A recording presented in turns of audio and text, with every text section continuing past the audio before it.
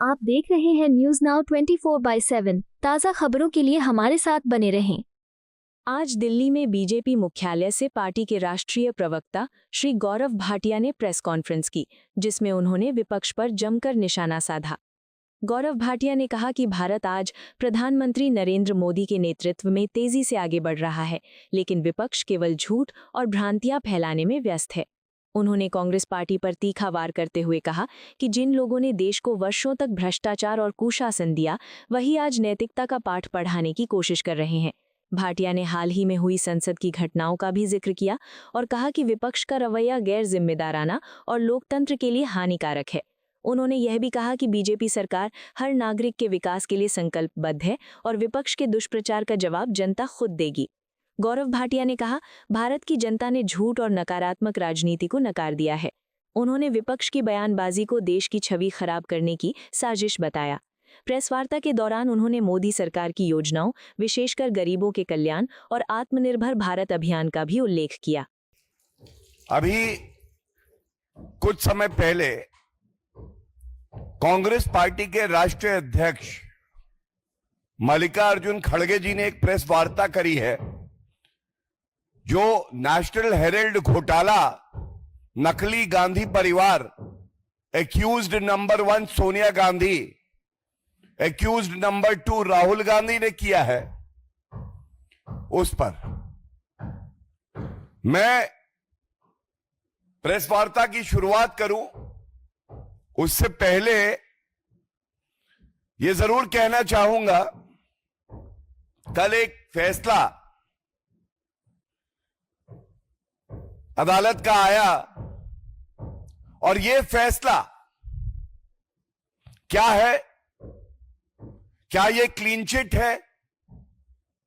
क्या यह टेक्निकल आधार पर दिया गया है? यह स्पष्ट होना बहुत ही आवश्यक है, क्योंकि हम सब जानते हैं जो नकली गांधी परिवार है, यह केवल फरेब, धोखा, प्रोपेगेंडा, इस पर ही जीवित रहता है।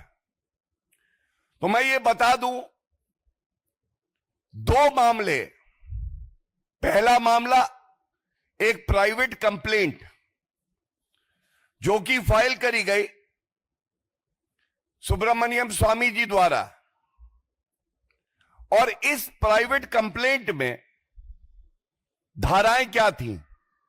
धाराएं थी 403 dishonest miss appropriation of property, 406 criminal breach of trust और सबसे जरूरी 420 चीटिंग, धोखाधड़ी। ये आरोप लगे सोनिया गांधी और राहुल गांधी पे। ये पहला मामला है। आज सवाल यह है, क्या ये पहला मामला निरस्त हो गया? क्या ये खत्म हो गया? तो तथ्य यह है कि ये जो पहला मामला है, इसका ट्रायल अभी भी चल रहा है।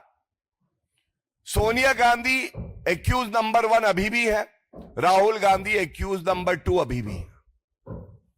दूसरा तथ्य यह है, ये जो 420 चीटिंग, धोखाधड़ी का मामला है, नेशनल हेराल्ड एजेएल कंपनी की 2000 करोड़ रुपए की संपत्ति जो इन्होंने हड़पी है, इसमें 7 साल की सजा है और यह मामला अभी चल रहा है, खत्म नहीं हुआ है।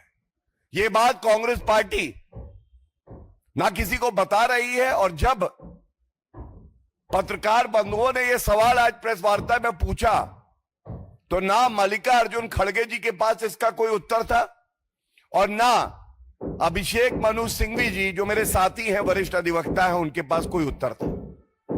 तीसरा तथ्य, सोनिया गांधी जी और Rahul Gandhi, they are accused in this trial and they are out on bail. आज भी वो बेल पे बाहर हैं 420 करने के आरोप पर। वो मामला है अभी, और ये कहना गलत नहीं होगा कि सबसे भ्रष्टाचारी परिवार पूरे विश्व में राजनीति में कोई है तो वो नकली गांधी परिवार है। 3 सदस्य, सोनिया गांधी जी बेल पे बाहर, राहुल गांधी बेल पे बाहर, रॉबर्ट वाड्रा बेल पे बाहर। ये बेलगाड़ी है, बेलगाड़ी, जैसा आदरणीय प्रधानमंत्री जी भी कहते हैं। और मैं ये बता दूं, ये बहुत अहम बात है, ये जो पहला मामला है 420 का, 7 साल की सजा हो सकती है इसमें। इसको निरस्त कराने के लिए दिल्ली हाईकोर्ट गई सोनिया गांधी और साथ में राहुल गांधी। आदेश क्या हुआ? प्रथम दृष्टया दिल्ली हाईकोर्ट ने कहा कि यह मामला बहुत ही गंभीर है, इसको हम क्वॉश नहीं करेंगे। उसके बाद ये देखिए मेरे हाथ में आदेश है, सोनिया गांधी जी का नाम लिखा हुआ है, सर्वोच्च न्यायालय जाती है। यह आदेश है 12 जून 2016 का। भ्रष्टाचारी एक्यूज्ड गांधी परिवार, सोनिया गांधी और राहुल गांधी सर्वोच्च न्यायालय गए। क्या सर्वोच्च न्यायालय से इनको कोई राहत मिली? तो मैं एक लाइन पढ़ देता हूं 2016 के इस आदेश से, जिसमें सर्वोच्च न्यायालय ने क्या टिप्पणी करी। सर्वोच्च न्यायालय ने कहा, in rejecting the prayer for quashing the proceeding against the petitioners is concerned, we find no justification in interfering therewith. कोई वजह नहीं है कि इस मामले को निरस्त किया जाए। राजनीतिक द्वेष नहीं दिखाई दिया। और आज मल्लिकार्जुन खड़गे जी, डॉक्टर अभिषेक मनु सिंघवी जी क्या बोले? राजनीतिक द्वेष का मामला है। तो सर्वोच्च न्यायालय ने तो कहा यह राजनीतिक द्वेष का मामला नहीं है, क्योंकि अगर राजनीतिक द्वेष से कोई मामला है तो सर्वोच्च न्यायालय का ही जजमेंट है, भजनलाल कॉन्स्टिट्यूशन बेंच, कि वो मामला निरस्त किया जा सकता है। नहीं किया गया। अब दूसरी बात यह आती है, डॉक्टर अभिषेक मनु सिंघवी जी क्या ये नहीं जानते, प्राइवेट कंप्लेंट में जहां न्यायालय ने संज्ञान लिया है, राजनीतिक द्वेष कहां से आ जाएगा? संज्ञान तो न्यायालय ले रहा है, पुलिस तो इन्वेस्टिगेशन कर नहीं रही, एफआईआर तो है नहीं। तो ये जो राजनीतिक द्वेष वाला इनका तर्क है, ये पूरी तरह से गिर जाता है। इसके साथ मैं एक बात और जरूर कहना चाहता हूं।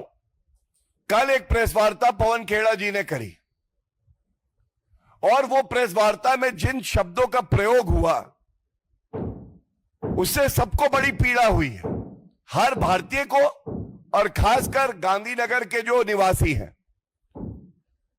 एक वक्तव्य दिया गया, gangs of Gandhinagar, gangs of Gandhinagar. ये गैंग्स ऑफ गांधीनगर क्या है? अगर इनकी ही भाषा में जवाब दिया जाए तो भारत के लोग तो कहते हैं डकैत of Italy, dacoits of Italy. ये लोग भारत को लूटने आते हैं, लूटते हैं, बिना नागरिक हुए वोट करने का प्रयास करते हैं, और उसके बाद गांधीनगर के जो हमारे नागरिक हैं, ईमानदार, मेहनती, कर्मठ, देश प्रेमी, उनका अपमान करते हैं इस तरह से। तो मैं कह देता हूं, पवन खेड़ा जी को माफी मांगनी चाहिए, खड़गे जी को माफी मांगनी चाहिए पूरे देश से। और जो प्रश्न हम लोग उठाने जा रहे हैं ये बड़े महत्वपूर्ण हैं। ये जो कल फैसला आया है, ये दूसरा मामला है। ये क्या मामला है मैं आपको बता दूं। पीएमएलए का कानून है मनी लॉन्ड्रिंग का। आप एक प्रेडिकेट ऑफेंस होना आवश्यक है, जिसकी सूची पीएमएलए एक्ट ऑफ 2002 में दी गई है। और ये जो सारे 420 इंडियन पीनल कोड का ये प्रेडिकेट ऑफेंस है। लेकिन कल न्यायाधीश जी ने ये कहा क्योंकि ये प्राइवेट कंप्लेंट है, इसलिए एफआईआर नहीं है, तो मैं इसका संज्ञान नहीं ले रहा। ये टेक्निकल बात थी, लेकिन हमें नहीं भूलना चाहिए इसके साथ और क्या क्या कहा। उसी फैसले में यह कहा है कि ED can continue with further investigation. ED अपनी जांच को आगे बढ़ा सकती है, उस मामले को निरस्त नहीं किया न्यायालय ने। अब विधिक तौर पे यह भी हमें पता होना चाहिए, क्योंकि ये ट्रायल कोर्ट का फैसला है, इसको इन्वेस्टिगेटिंग एजेंसी अगर चाहे तो उच्च न्यायालय में भी चुनौती दे सकती है, सर्वोच्च न्यायालय में भी जा सकती है, फर्दर इन्वेस्टिगेशन भी कर सकती है। तो ये क्या जीत है, ये हो हल्ला है किस बात का? और एक बड़ा संदेश मैं यहां से कुछ बिंदु उठा के देना चाहता हूं। आप याद करिए, राहुल गांधी जी और अभी गौरव गोगोई जी ने संसद के पटल पर क्या कहा। उन्होंने कहा भारत की जुडिशरी कॉम्प्रोमाइज्ड है। ये गौरव गोगोई जी का वक्तव्य है। राहुल गांधी जी ने कहा भारत की जुडिशरी ये दो लोग चला रहे हैं। तो आज हमारे ट्रायल कोर्ट के जो न्यायाधीश हैं, आप देखिए, वो संविधान संगत फैसला कांग्रेस तो मान रही है, तो ये भी स्पष्ट हो गया कि भारत का लोकतंत्र मजबूत है, जुडिशरी भी मजबूत है, और यहां जितनी संवैधानिक संस्थाएं हैं वो सब मजबूत हैं। दूसरी बात, ये लोग पॉलिटिकल वेंडेटा की करते हैं। और आज ही की प्रेस वार्ता में खड़गे जी ने ये बात उठाई। उन्होंने कहा इंटेरोगेशन राहुल गांधी जी का, सोनिया गांधी जी का ईडी ने किया था। अब आप देखिए, जब ये कहते हैं कि जांच एजेंसियों पे दबाव है, ये इंटेरोगेशन होने के बाद अरेस्ट नहीं हुई। अब आप देखिए निष्पक्षता, इस पे खड़गे जी क्या बोलेंगे? आज उन्हें न्यायपालिका अच्छी लग रही है। ये वैसे ही है जैसे निर्वाचन आयोग तेलंगाना, कर्नाटका, हिमाचल के परिणाम आने के बाद अच्छा हो जाता है, लेकिन महाराष्ट्र, हरियाणा और दिल्ली जब इसके परिणाम आते हैं तो खराब हो जाता है, वोट चोरी हो जाती है। ये दोहरा रवैया ये क्या दिखाता है? ये दिखाता है कांग्रेस पार्टी अंदर से खोखली हो गई। कांग्रेस पार्टी के पास अब मादा नहीं रहा कि वो भारत के संविधान के तहत कार्य कर सके। और ये नेशनल हेराल्ड मामले में कुछ सवाल जनता पूछ रही है। पहला सवाल जनता ये पूछ रही है, ये राजनीतिक पार्टी, इसको 2000 करोड़ रुपए की जो संपत्ति है एजेएल की, इसमें इतनी रुचि क्यों है? इनका काम तो समाज सेवा होना चाहिए, देश को मजबूत करना होना चाहिए। 2000 करोड़ रुपए की संपत्ति एजेएल में, और उसमें रुचि सोनिया गांधी जी और राहुल गांधी जी की। और आप धोखाधड़ी देखिए, धोखाधड़ी ऐसी वैसी नहीं। 2000 करोड़ रुपए की संपत्ति थी एजेएल में, 90 करोड़ रुपए का ऋण था, ऋण 90 करोड़ का। तो कोई और होता तो 2000 करोड़ रुपए की संपत्ति में 100 करोड़ की संपत्ति कम भाव में भी बेच के 90 करोड़ का ऋण चुका देता। बचता कितना? 1900 करोड़। लेकिन नहीं, सोनिया गांधी जी 38% स्टेक लेती हैं और राहुल गांधी 38% स्टेक लेते हैं, एक कंपनी यंग इंडिया, और 50 लाख रुपए का पेमेंट करते हैं एजेएल को। 2000 करोड़ रुपए की संपत्ति अब किसके नाम है? जो मेजॉरिटी स्टेक होल्डर है यंग इंडिया में, राहुल गांधी और सोनिया गांधी। रुपया कितना दिया? 50 लाख। संपत्ति कितनी पाई? 2000 करोड़। ऋण था केवल 90 करोड़।